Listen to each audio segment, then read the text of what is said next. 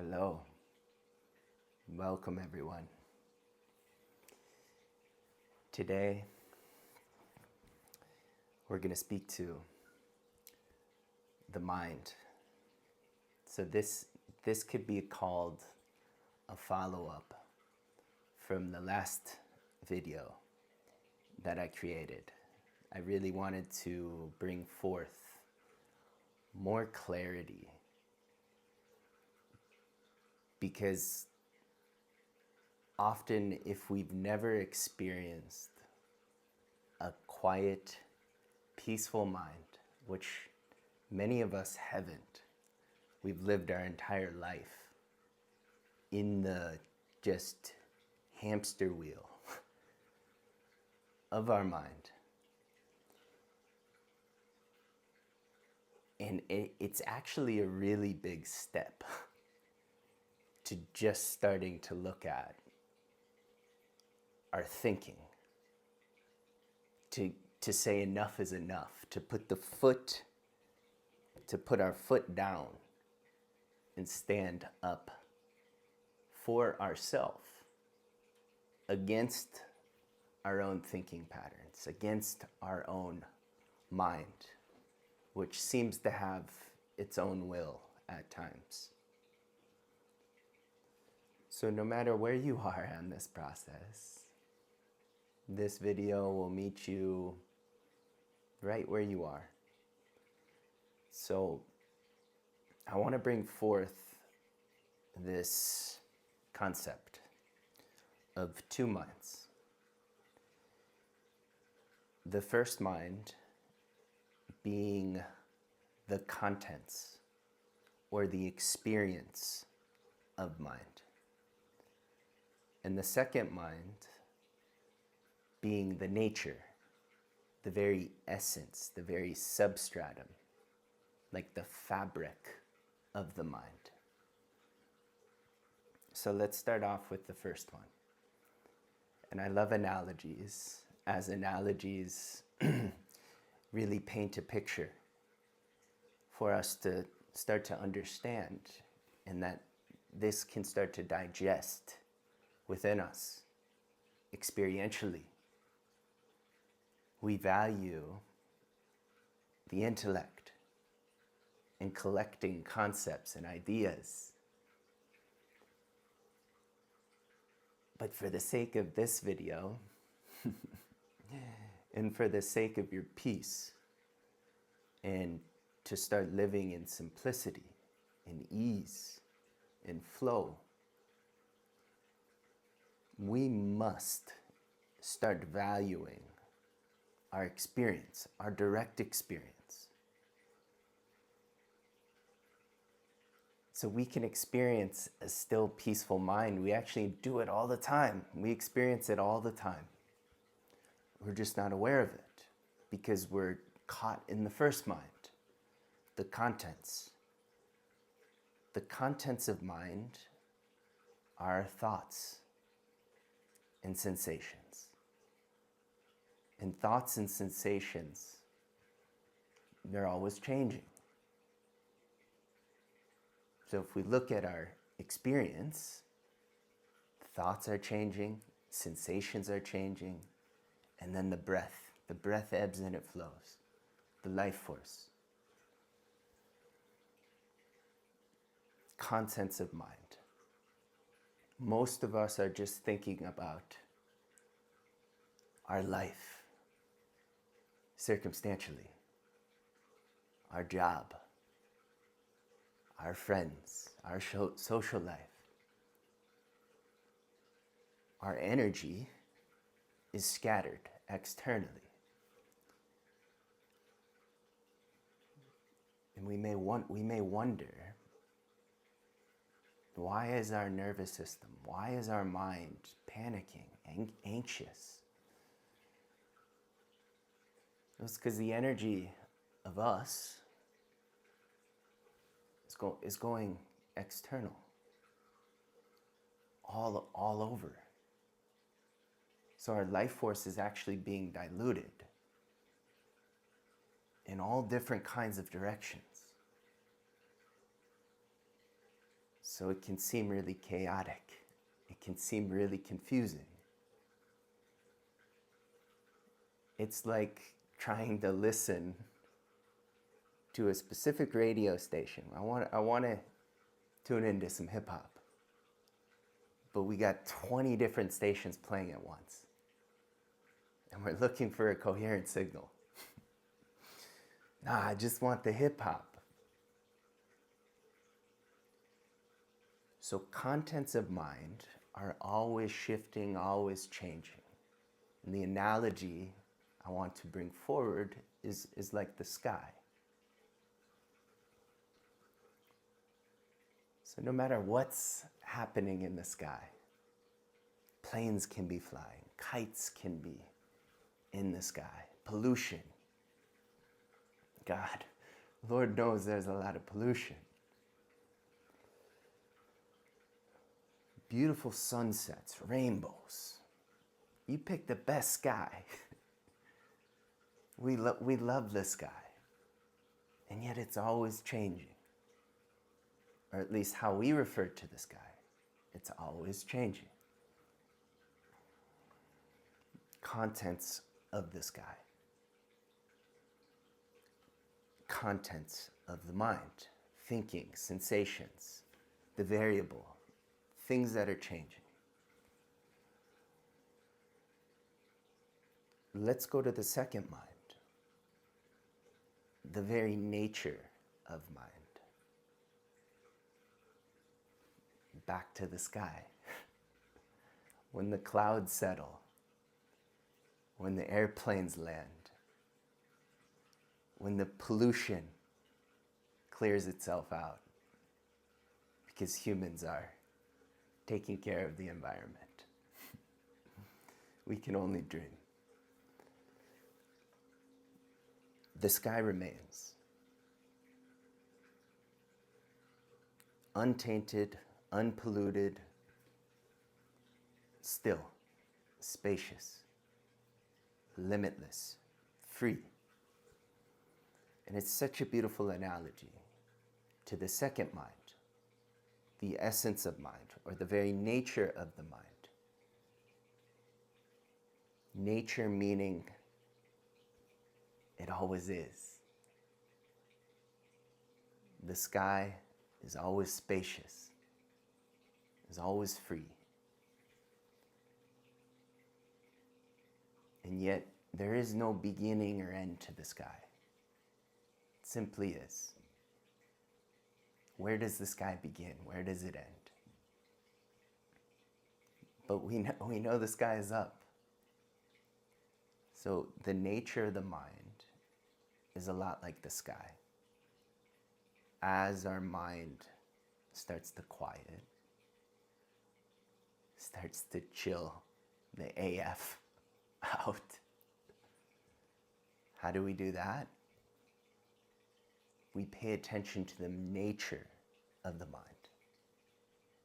Not the contents, not the ebbs and the flows, the ups and the downs, the pains and the triumphs, the goods and the bads, the opinions, the judgments, the ambitions, the goals, all of this, contents of the mind. All of that can be here. The contents doesn't affect the sky. Likewise, all of the contents that gets our nervous system, gets the wheels going, gets the breath nice and constricted, nice and tight. When we just give it up, when we give up dwelling on our anxiety just for a moment, when we let the fear just be there, naked, raw, with our experience of the fear, not having to go do something, but just being with it for a moment, not labeling a story or a belief or a narrative on top of it, but it's just simply, it's there. And our attention relaxes off of the content, off of the shape, the form.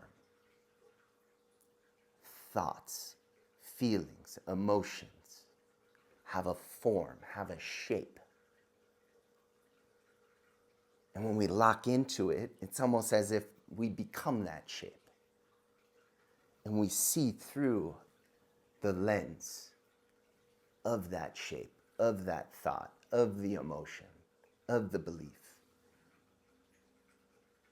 And that becomes our localized position in time and space. So what I'm asking you to do is just let that be for a moment. And start to pay attention to the part of you that is simply being, whether you like it or not.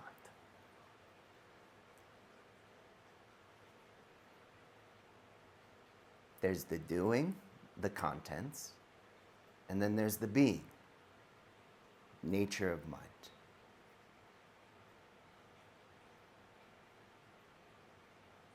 We hear stillness.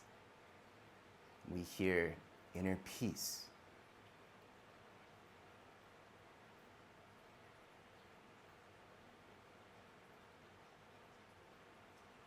Creative potential. I say mastering the inner game. We have all these different ways to speaking that can speak to a specific group of people depending on the context. If you're looking for inner peace, it's always in this moment, in the nature of the mind, not the contents. The contents of the mind, its very nature, is insecurity. Just look for yourself, see for yourself. So even the part of us, the part of you, the part of me, that feels relief, that's like, oh, thank God, it's quiet. Thank God, there's spaciousness here. I feel relaxed. I feel maybe even a little bit of bliss. That is the contents of mind, the identity that struggles with a stressed out nervous system and then is relieved by the nervous system relaxing. Still the contents of mind, but don't push that one away. Just know it's part of the same identity. So the one that is struggling with perhaps a pattern, an addiction, and then perhaps you go a week, 2 weeks, 3 weeks without that addiction, and you feel some semblance of a win, still in the contents of the mind. And the more you can see this, just with your own awareness, the yogis call it the neutral mind. The mind that is present. It does not get caught up in labeling something good or bad, pleasant or unpleasant. It's aware, but it's not caught up because it's shapeless, it's limitless. Quantum physicists call it the field of undifferentiated potentiality, life force. It's the reason why scientists will never begin to understand consciousness, because consciousness is before the intellect, is before the breath, before the nervous system.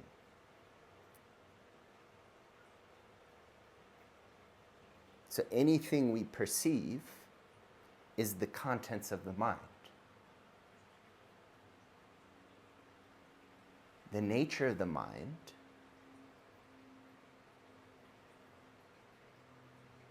simply is.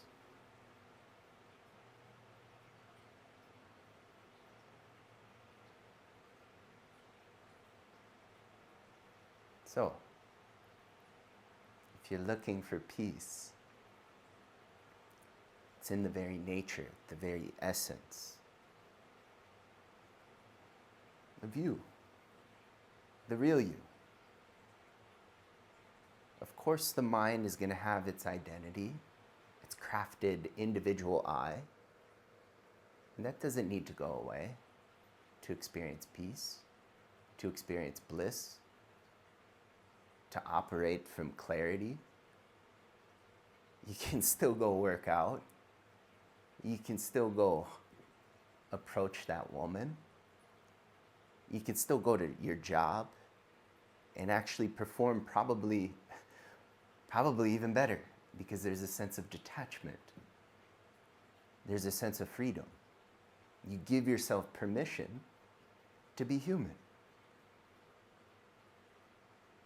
One of the qualities of human is wanting to get rid of being human.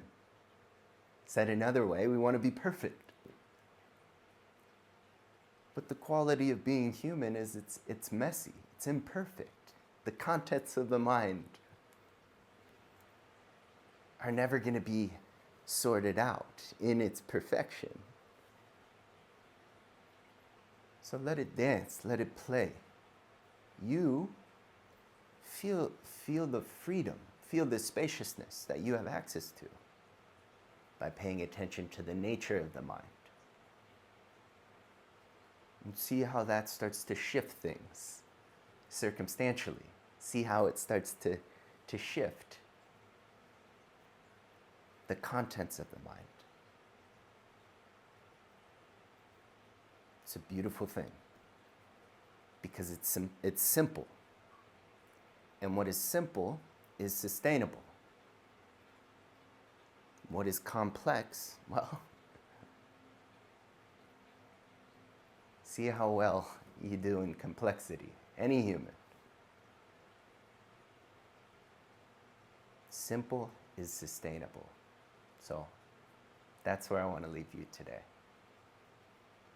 Thank you for tuning in.